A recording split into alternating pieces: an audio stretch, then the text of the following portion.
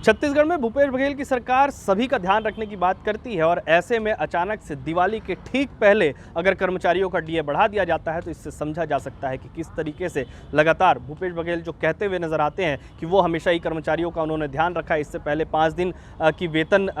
जिस तरीके से बात कही थी कि 5 दिनों तक ही उनको काम करने की जरूरत पड़ेगी, वेतन वृद्धि को लेकर डीए की मांग लंबे समय से थी, वो डीए भी अब यहाँ पर बढ़ा दिया गया है। 7वें वेतनमान वाले जो कर्मचारी हैं उनको 33% और 6वें वेतनमान वाले जो कर्मचारी हैं उनको 201% डीए का लाभ यहां पर मिलता हुआ नजर आएगा, जिसकी घोषणा आज इससे पहले सीएम भूपेश बघेल ने की थी और आज उसको पूरा करते हुए विभाग की तरफ से ये पत्र भी जारी कर दिया गया है। 1 तारीख से इसकी शुरुआत हो जाएगी, यानी कि सीधे उनके खाते में ये पैसे डीए के रूप में मिलते हुए नजर आएंगे। लेकिन सबसे बड़ी बात ये समझना होगा कि इससे पहले भी कर्मचारियों की लंबे समय से मांग चली आ रही थी डीए को लेकर, चाहे वो वर्तमान की कांग्रेस की सरकार करे या पूर्व की भाजपा की सरकार करे। कर्मचारियों को साधने की कोशिश हमेशा ही सत्ता में रहने वाले जो भी पार्टियां होती है वो करती हुई नजर आती है और ऐसे में दिवाली के ठीक पहले एक बड़ी सौगात भूपेश बघेल की तरफ से दिया जाना सीधी साफ जाहिर सी बात है कि इसमें एक तरीके से राजनीतिक जो उनकी बयान थे वो भी देखने को मिल रहे हैं कि उन्होंने कर्मचारियों के हित की बात कही थी,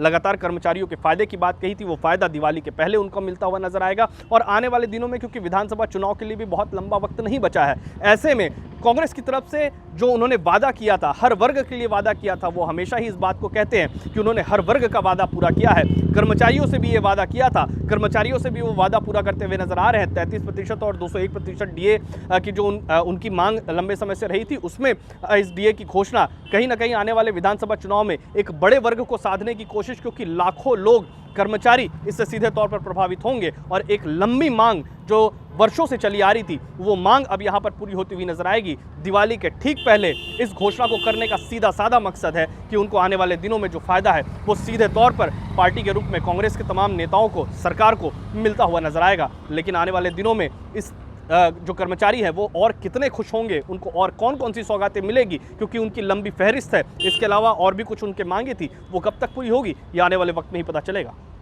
छत्तीसगढ़ से TV9 के लिए अमित मिश्रा।